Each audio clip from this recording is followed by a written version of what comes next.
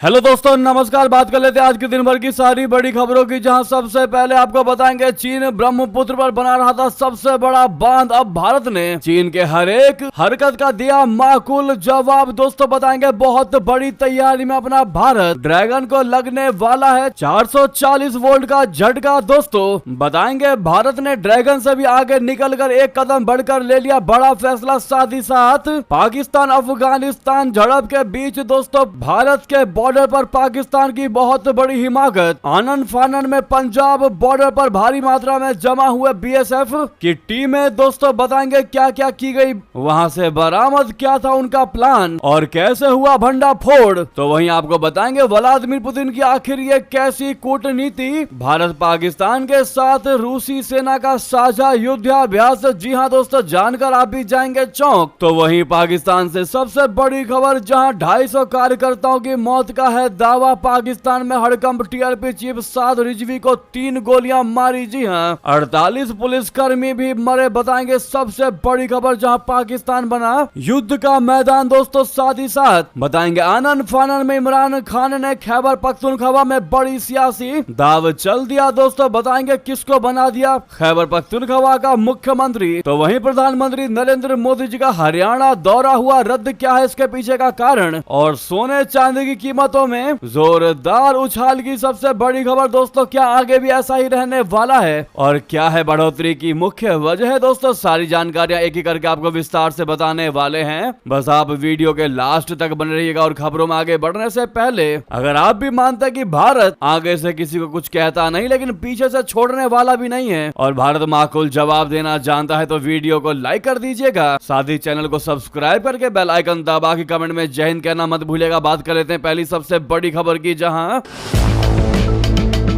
ब्रह्मपुत्र नदी पर दुनिया का सबसे बड़ा बांध बनाकर एक बार फिर से मनमानी करने की फिराक में लगा है चाइना। इस बांध के जरिए वो अपने पड़ोसी देशों को रौंद कर अपना व्यापार आगे बढ़ाने की पूरी कोशिश कर रहा है। लेकिन अब भारत ने भी इसके जवाब में बड़ा और निर्णायक फैसला ले लिया है। दरअसल भारत सरकार ने ब्रह्मपुत्र नदी पर ही 6.4 लाख करोड़ रुपए की जल विद्युत योजना का अनावरण कर दिया है। भारत के इस फैसले के पीछे बहुत बड़ी रणनीति शामिल है, जो कि भविष्य में भारत के कई राज्यों को भी फायदा पहुंचाने वाला है। दोस्तों सोमवार को जारी एक रिपोर्ट में केंद्रीय विद्युत प्राधिकरण बोले तो सीईए ने देश के पूर्वोत्तर क्षेत्र के लिए एक महत्वाकांक्षी योजना का खाका पेश किया है। रिपोर्ट के मुताबिक इस योजना से पूर्वोत्तर भारत में जल विद्युत परियोजनाओं का व्यापक विकास होने की उम्मीद है। इस परियोजना के तहत 12 उप बेसिनों में कुल 208 बड़ी पन बिजली योजना की पहचान की गई है। इनकी संभावित उत्पादन क्षमता करीब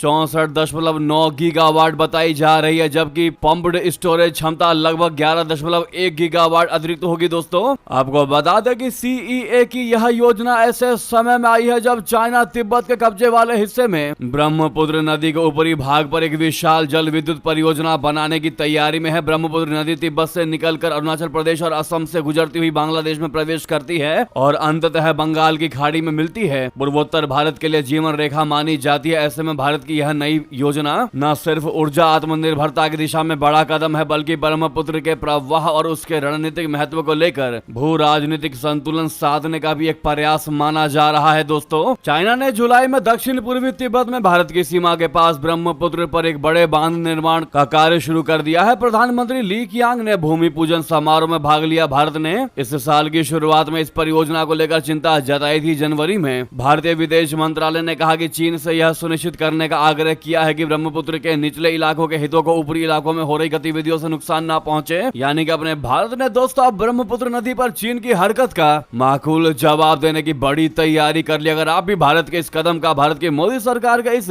फैसले का दिल से समर्थन करते हैं दोस्तों और मानते हैं कि ऐसे ही माकूल जवाब दिया जाना चाहिए, जैसे को तैसा वाला जवाब दिया जाना चाहिए, तो कमेंट में वी सपोर्ट दिस डिसीजन लिखना मत भूलिएगा दोस्तों। और सामने लाइक का बटन अभी तक लाइक नहीं किया है तो बटन दबा दीजिएगा। बात करते हैं नेक्स्ट खबर की, जहां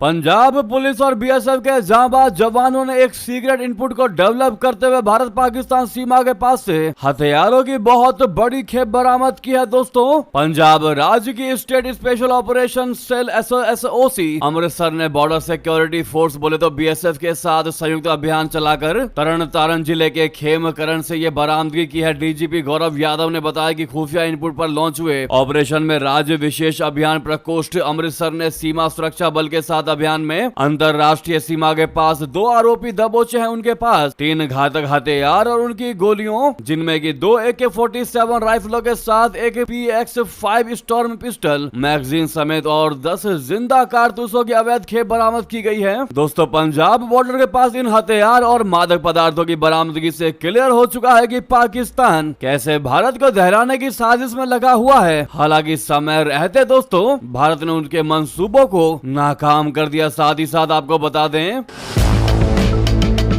रूसी सेना भारत और पाकिस्तान के साथ एक समय पर 2 अलग अलग स्थानों पर युद्धाभ्यास कर रही है। पहला अभ्यास रशिया में पाकिस्तान के साथ किया जा रहा है, जिसका नाम द्रुजबा 2025 है। इसका आयोजन रशिया के दक्षिणी सैन्य जिले में किया गया है, जहां पाकिस्तानी और रूसी सेना ने आतंकवाद विरोधी अभियानों का अभ्यास किया। वहीं दूसरा अभ्यास इंद्र 2025 का आयोजन भारत में महाजन फील्ड फायरिंग रेंज में किया जा रहा है, जिसमें भारतीय और रूसी सेना शामिल है। हालांकि रशिया का कहना है कि पाकिस्तान के साथ रिश्तों की तुलना भारत के साथ नहीं की जा सकती। रूसी रक्षा मंत्रालय ने रविवार को बताया था कि रशिया के दक्षिणी सैन्य जिले में आतंकवाद विरोधी अभियानों का अभ्यास करने के लिए द्रुजबा 2025 संयुक्त रूसी पाकिस्तानी सैन्य अभ्यास का आयोजन किया गया। मंत्रालय का कहना है कि अभ्यास दोनों देशों के सैन्य सहयोग को मजबूत करने के उद्देश्य से किया गया है। द्रुजबा 2025 में दोनों देशों के 200 सैनिकों ने हिस्सा लिया। रशिया की ओर से इस अभ्यास में आतंकवाद विरोधी अभियानों में व्यापक अनुभव रखने वाले स्पेशल ऑपरेशन फोर्सेज के जवान शामिल हुए। वहीं पाकिस्तान ने अपने elite special forces unit SSC के कमांडो टीम को भेजा था।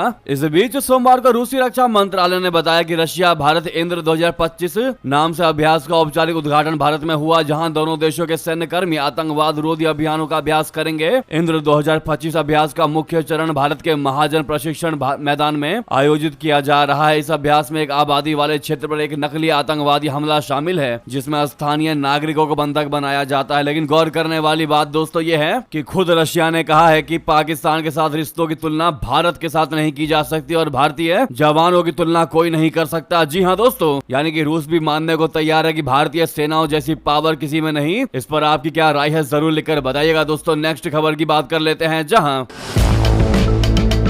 पाकिस्तान में टीएलपी कार्यकर्ताओं में 250 कार्यकर्ताओं की मौत का दावा। दो साथ में 48 पुलिस कर्मियों के मौत की भी बहुत बड़ी खबर मचा हड़कंप। बता दें, पाकिस्तान में कट्टरपंथी पार्टी तहरीक लबैक पाकिस्तान बोले तो टीएलपी के द्वारा चलाए गए विरोध प्रदर्शन के दौरान जमकर हिंसा हुई है। इस दौरान टीएलपी कार्यकर्ताओं पर भी फायरिंग हुई है और खुद टीएलपी चीफ साद रिजवी को गोली लगने की खबर है। सूत्रों का कहना है कि टीएलपी चीफ मौलाना साद रिजवी को 3 गोलियां मारी गई हैं। साद रिजवी के भाई अनस को भी गोली लगने की खबर है। फायरिंग में 250 टीएलपी कार्यकर्ताओं की मौत का दावा किया गया है। इसके अलावा प्रदर्शनकारियों के हमलों में 48 पुलिस कर्मियों की भी मौत हुई है। दोस्तों, गाजा के शांति प्लान के खिलाफ पाकिस्तान की कट्टरपंथी पार्टी तहरीक लबैक यानी टीएलपी ने जोरदार प्रदर्शन शुरू कर दिया। इसी दौरान प्रदर्शनकारियों और पाकिस्तानी रेंजर्स के बीच जमकर खून खराबा हुआ। अब ये मामला पूरी दुनिया में चर्चा का विषय बना हुआ है। दरअसल टीएलपी चीफ साद रिजवी ने गाजा पीस डील के खिलाफ इस्लामाबाद में अमेरिका की एम्बेसी के सामने धरना का ऐलान किया था और समर्थकों का हुजूम लेकर लाहौर से इस्लामाबाद रवाना हुए। रास्ते में पाकिस्तान सरकार ने कंटेनर लगाकर उनको रोक दिया था, तो साद रिजवी भी एक कंटेनर पर डेरा जमा कर बैठ गए। इस धरने की वजह से इस्लामाबाद से लाहौर तक का रूट बंद हो गया, जिसके बाद शहबाज शरीफ की हुकूमत ने रेंजर्स और पंजाब सूबे की पुलिस को किसी भी कीमत पर हाईवे खुलवाने का हुक्म दे दिया। साद रिजवी और उनके सपोर्टर्स को हाईवे से हटाने का आदेश दिया गया। नतीजा ये हुआ कि धरने पर बैठे प्रोटेस्टर्स पर फायरिंग होने लगी और तड़ातड़ गोलियां चलने लगी। दोस्तों, इसी के बाद से पाकिस्तानी रेंजर्स की फायरिंग में पूरा इलाका गोलियों से गूंज उठा, छावनी में तब्दील हो गया और बड़ी संख्या में प्रदर्शनकारी मारे गए। दोस्तों, वाकई में अगर 250 कार्यकर्ता मारे गए तो ये बहुत बड़ी संख्या होती है, बहुत बड़ी खबर है। लेकिन इसी बीच दोस्तों, इस प्रदर्शन पर तालिबान ने बड़ा गेम खेल दिया।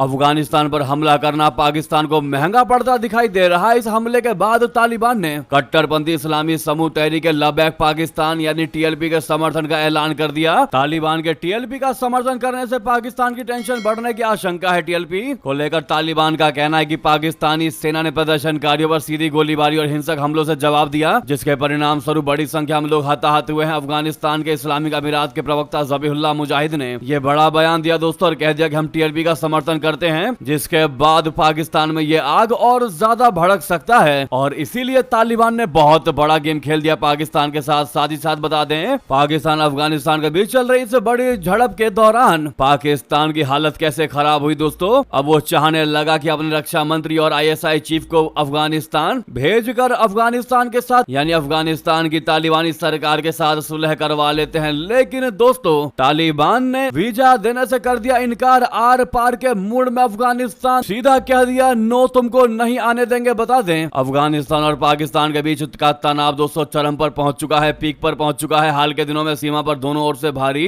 गोलीबारी हुई, जिसमें दोनों पक्षों ने एक दूसरे पर हमले का आरोप लगाया। अफगान अधिकारियों के मुताबिक पाकिस्तानी सेना की ओर से सीमा उल्लंघन के जवाब में अफगान बलों ने कार्रवाई की, जिसमें 58 पाकिस्तानी सैनिक मारे गए। वहीं पाकिस्तान का दावा है कि 200 से अधिक तालिबानी लड़ाके मारे गए। इस तनाव के बीच अफगानिस्तान ने पाकिस्तान को जोरदार झटका दे दिया है। इस्लामाबाद द्वारा काबुल में चलाए जा रहे शांति प्रयासों को करारा जवाब देते हुए पाकिस्तानी रक्षा मंत्री ख्वाजा आसिफ, आईएसआई के प्रमुख लेफ्टिनेंट जनरल आसिम मलिक और 2 अन्य वरिष्ठ पाकिस्तानी जनरलों के वीजा आवेदनों को खारिज कर दिया गया है। अफगानिस्तान के प्रमुख समाचार चैनल टोलो न्यूज के सूत्रों के हवाले से बताया गया है कि पिछले 3 दिनों में इन अधिकारियों ने अफगानिस्तान दौरे के लिए वीजा की मांग की थी, लेकिन काबुल ने साफ साफ मना कर दिया। तालिबान के अधिकारी ने कह दिया कि जब हमारे नागरिकों पर हमला हो रहा हो तब कोई भी डेलीगेशन अफगानिस्तान आने की उम्मीद नहीं कर सकता। यानी कि दोस्तों तालिबान जो है वो सख्त संदेश देना चाह रहा है कि वो पाकिस्तान से सिर्फ अपनी शर्तों पर बात करेगा। इतना ही नहीं, आपको बता दें, पाकिस्तान अफगानिस्तान के बीच की ये झड़प दोस्तों चीन को ही उल्टी पड़ गई, चीन की चाल को ही उल्टी पड़ गई। जी हाँ, तालिबान पाकिस्तान में दोस्ती कराने चला था चाइना, अब शांति शांति चिल्ला रहा है बीजिंग। इस झड़प के बीच अब चाइना ने कहा है कि वो पाकिस्तान और अफगानिस्तान के बीच हालिया संघर्षों को लेकर बहुत ज्यादा परेशान है और दोनों देशों से शांति की अपील करता है। वहीं बात करते हैं अगली बड़ी खबर की, जहां इधर इमरान खान ने आनन फानन में खैबर पख्तूनख्वा में बड़ी सियासी दाव चल दिया दोस्तों। सियासी हलचल के बीच अपने करीबी सुहेल अफरीदी को बना दिया मुख्यमंत्री। जी हां, पाकिस्तान तहरीक इंसाफ यानी पीटीआई के उम्मीदवार सुहेल अफरीदी को सोमवार को विधानसभा सत्र के दौरान खैबर पख्तूनख्वा प्रांत का नया मुख्यमंत्री चुना गया। हालांकि इस दौरान विपक्ष ने सदन से वॉकआउट कर दिया। खैबर पख्तूनख्वा विधानसभा के अध्यक्ष बाबर सलीम स्वाति ने विपक्ष के वॉकआउट के बावजूद मतदान की प्रक्रिया जारी रखी। अफरीदी को 145 में से 90 वोट मिले, जबकि जमीयत उलेमाए इस्लाम, पाकिस्तान मुस्लिम लीग नवाज और पाकिस्तान पीपल्स पार्टी बोले तो ट्रिपल पी के उम्मीदवारों को कोई वोट नहीं मिला। पाकिस्तान तहरीक इंसाफ पार्टी के संस्थापक इमरान खान के प्रति आभार व्यक्त करते हुए सुहेल अफरीदी ने कहा कि उन्होंने साधारण से कार्यकर्ता, मध्यम वर्गीय परिवार से जुड़े व्यक्ति और राजनीति से कोई पारिवारिक संबंध नहीं रखने वाले शख्स को मुख्यमंत्री चुना है। अफरीदी ने कहा कि पार्टी के लिए पूरी मेहनत से काम करेंगे। तो वहीं आपको बता दें, पीस समिट के लिए मिस्र पहुंचे ट्रंप, जहां पर गाजा को लेकर पुनर्निर्माण की बात करनी शुरू कर दी। ट्रंप ने कहा कि अब गाजा का पुनर्निर्माण शुरू होगा। उन्होंने कहा कि शायद पुनर्निर्माण सबसे आसान हिस्सा होगा क्योंकि सबसे मुश्किल काम पहले ही हो चुका है। ट्रंप ने इस बात पर जोर दे दिया कि हम जानते हैं कि गाजा को बेहतर तरीके से कैसे बनाना है। मामले में संयुक्त राष्ट्र सहित कई संगठनों का अनुमान है कि गाजा की बुनियादी सुविधाओं और घरों के पुनर्निर्माण के लिए कई अरब डॉलर की निवेश की आवश्यकता होगी। हालांकि ट्रंप का मानना है कि गाजा का पुनर्निर्माण करना सबसे आसान काम होगा। दोस्तों, इजरायल और हमास ने समिट में शामिल होने से इनकार कर दिया है। ट्रंप ने पीस समिट में इजरायली प्रधानमंत्री बेंजामिन नेतन्याहू को भी इनवाइट किया था। उन्होंने इजरायल में ही आखिरी समय में न्योता दिया। हालांकि तुर्की के राष्ट्रपति रेसेप तैयब एर्दोगन ने कहा कि अगर नेतन्याहू निमंत्रण स्वीकार कर लेते हैं तो वे शर्म अल शेख में अपना विमान नहीं उतारेंगे। वहीं दोस्तों, प्रधानमंत्री नरेंद्र मोदी जी ने भी इजरायली बंधकों की रिहाई का समर्थन और स्वागत कर दिया। भारत ने हमास के कब्जे से सभी इजरायली बंधकों की रिहाई का स्वागत किया है। पीएम मोदी ने कहा कि हम 2 साल से अधिक समय तक बंधक बनाए रखने के बाद सभी बंधकों की रिहाई का स्वागत करते हैं। मोदी जी ने कहा कि उनकी आजादी, उनके परिवारों के साहस राष्ट्रपति ट्रंप के अटूट शांति प्रयासों और प्रधानमंत्री नेतन्याहू के दृढ़ संकल्प का प्रतीक है। प्रधानमंत्री ने कहा कि हम क्षेत्र में शांति लाने के राष्ट्रपति ट्रंप के ईमानदार प्रयासों का समर्थन करते हैं, जैसा कि आप उनका ट्वीट देख ही पा रहे हैं दोस्तों। वहीं प्रधानमंत्री प्रधानमंत्री नरेंद्र मोदी जी पर कांग्रेस ने कटाक्ष करते हुए कहा कि अमेरिकी राष्ट्रपति ट्रंप भारत और पाकिस्तान के बीच संघर्ष विराम कराने का दावा 51 बार कर चुके हैं, लेकिन प्रधानमंत्री इस पर कुछ नहीं बोल रहे हैं। कांग्रेस महासचिव जयराम रमेश ने सोशल मीडिया मंच एक्स पर पोस्ट करते हुए कहा कि ये 51वीं बार है जब ट्रंप ने ऑपरेशन सिंदूर को अचानक रोकने के लिए भारत को मजबूर करने की खातिर टैरिफ का इस्तेमाल करने का दावा किया है और हमारे प्रधानमंत्री गाजा के संबंध में उनके शांति प्रयासों की सराहना करते हुए चुप हैं, क्योंकि ट्रंप इस यात्रा पर भी उन्होंने ये बयान दिया कि उन्होंने ही भारत पाकिस्तान के बीच में सीज फायर करवाया, वो भी 200% टैरिफ का धमकी देकर। इस पर आपका क्या जवाब है दोस्तों, बताना मत भूलिएगा। तो वहीं मिस्र में ट्रंप और शहबाज ने एक दूसरे के तारीफ में कसीदे पड़े, जिस पर साफ दिखाई दे रहा था कि कैसे पीएम मोदी की कूटनीति ने इनको आईना दिखाया। दोस्तों, मिस्र के शर्म अल शेख शांति सम्मेलन में सोमवार को पाकिस्तान के प्रधानमंत्री शहबाज शरीफ ने कह दिया कि भारत और पाकिस्तान के बीच युद्ध रोकने का पूरा श्रेय अमेरिकी राष्ट्रपति ट्रंप को जाता है। ये बयान दोस्तों ऐसे समय में आया है जब मंच पर शरीफ और ट्रंप के बीच सौहार्दपूर्ण माहौल देखने को मिला, यानी कि ट्रंप ने कहा कि मैंने युद्ध रुकवाया, तो अब शहबाज शरीफ ने ट्रंप के सामने से कह दिया कि हाँ आपने ही युद्ध को रुकवाया है। इससे क्लियर दिखाई दे रहा दोस्तों कि कैसे अमेरिका को मक्खन लगा रहा है पाकिस्तान। उसको लग रहा है कि अगर अमेरिका को घी वाली रोटी खिलाएंगे तो अमेरिका इसकी तरफ चला जाएगा, या फिर भारत के साथ विवाद में अमेरिका पाकिस्तान का साथ दे देगा। इन विचारों के साथ शहबाज शरीफ मक्खन लगाते नजर आ रहे हैं, जबकि उनको पता नहीं है कि भारत की बात ट्रंप के नजर में भी अलग है और भारत का ऑरा भी अलग है। इस पर आपकी जो भी राय हो दोस्तों बताना मत भूलिएगा। नेक्स्ट खबर की बात कर लेते हैं, जहां पर ऑपरेशन सिंदूर के बाद अपने भारत ने 93,000 करोड़ के हथियार खरीदे हैं, खर्च कर दिया डिफेंस बजट का 50%। दोस्तों, ऑपरेशन सिंदूर के महज 5 महीने के भीतर ही रक्षा मंत्रालय ने डिफेंस बजट का 50% से भी ज्यादा हथियारों और दूसरे सैन्य उपकरणों पर खर्च कर लिया है। इस साल 2025-26 डिफेंस बजट में पूंजीगत व्यय करीब 1.80 लाख करोड़ है। रक्षा मंत्रालय के मुताबिक सितंबर महीने तक करीब 93,000 करोड़ उपयोग हो चुके हैं। रक्षा मंत्रालय के मुताबिक 50% से अधिक पूंजीगत परिव्यय के उपयोग से आगामी वर्ष में सशस्त्र बलों के आधुनिकीकरण के लिए आवश्यक एयरक्राफ्ट, युद्धपोत, पनडुब्बी, हथियार प्रणाली आदि जैसे महत्वपूर्ण उपकरणों की समय पर आपूर्ति सुनिश्चित हो सकेगी। दोस्तों, यह खबर पाकिस्तान को वाकई में चौंका सकता है। साथ ही साथ आपको बता दें, ट्रंप के टैरिफ से दुनिया भर के देशों पर मंडरा रहे संकट के बादल आईएमएफ के अधिकारी ने कहा, कमर कस लीजिए। दरअसल दुनिया की अर्थव्यवस्था इस समय एक मुश्किल दौर से गुजर रही है। दोस्तों, अंतर्राष्ट्रीय मुद्रा कोष बोले तो आईएमएफ की प्रबंध निदेशक क्रिस्टलिना जॉर्जीवा ने हाल ही में चेतावनी दी थी कि अनिश्चितता ही अब नई हकीकत बन चुकी है, इसलिए सभी को कमर कस लेनी चाहिए। जी हाँ, उनके इस चेतावनी के 48 घंटे के अंदर ही अमेरिकी राष्ट्रपति ट्रंप ने चीन से आने वाले उत्पादों पर 100% तक आयात शुल्क लगाने की धमकी दे दी। यह कदम चीन द्वारा रेयर अर्थ मिनरल्स यानी दुर्लभ खनिजों के निर्यात पर प्रतिबंधों के जवाब में उठाया गया है। इस घोषणा के बाद वैश्विक बाजारों में तेज उतार चढ़ाव देखा गया, जिससे निवेशकों की चिंता और ज्यादा बढ़ गई। यह घटनाक्रम ऐसे समय में हो रहे हैं जब वॉशिंगटन में आईएमएफ और वर्ल्ड बैंक की वार्षिक बैठक होने वाली है, जिसमें वित्त मंत्री और केंद्रीय बैंक गवर्नर वैश्विक आर्थिक स्थिति की समीक्षा करेंगे। साथ ही बता दें,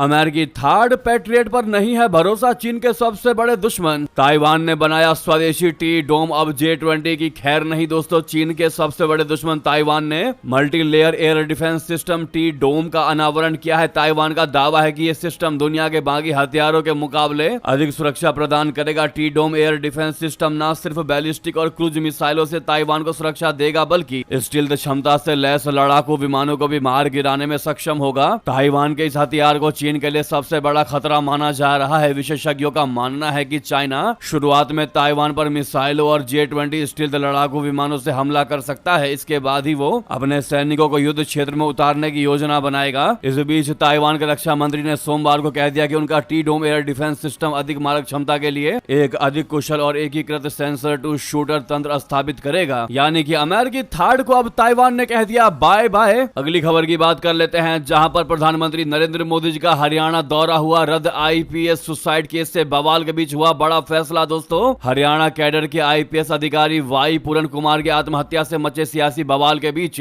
प्रधानमंत्री नरेंद्र मोदी जी का हरियाणा दौरा रद्द हो गया है। प्रदेश की नायब सैनी सरकार का 1 साल पूरा होने के उपलक्ष्य में प्रधानमंत्री नरेंद्र मोदी जी ने 17 अक्टूबर को सोनीपत की राय स्थित एजुकेशन सिटी में जन विश्वास जन विकास रैली को संबोधित करने आने वाले थे। रैली की तैयारियां पूरी हो चुकी थी। आज से एक दिन पहले यानी कल ही मुख्यमंत्री नायब सैनिक खुद समारोह स्थल पर तैयारियों का जायजा लेने गए थे। ऐसे में एन मौके पर रैली रद्द होने से कई सवाल उठ रहे हैं। भाजपा की तरफ से प्रधानमंत्री नरेंद्र मोदी जी का दौरा रद्द होने को लेकर कोई वजह नहीं बताई गई है। हरियाणा सरकार की तरफ से भी आधिकारिक तौर पर इसकी कोई जानकारी नहीं दी गई है। हालांकि आईपीएस वाई पूरन कुमार के सुसाइड के बाद से प्रदेश में बने माहौल को इसकी वजह मानी जा रही है। तो दोस्तों वहीं आपको बता दें अगली बड़ी खबर,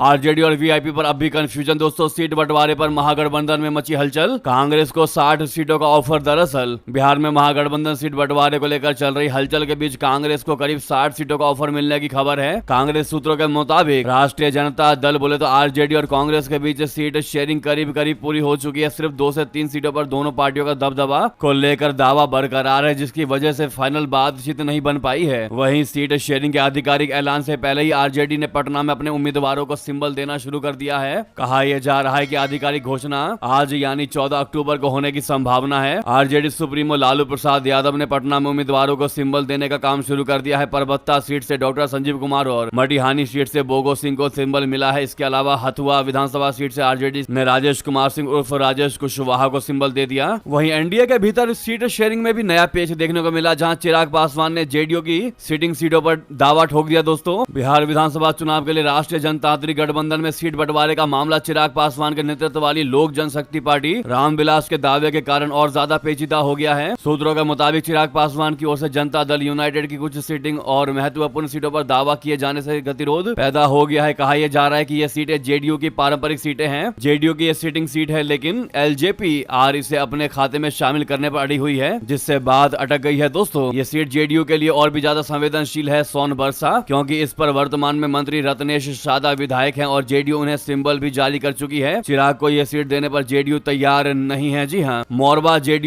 सीट भी चिराग पासवान को नहीं देना चाहती, जबकि 2020 के चुनाव में जेडीयू यह सीट लगभग 11,000 वोटों से हार गई थी। साथ ही साथ अगली खबर की बात करते हैं, जहां पर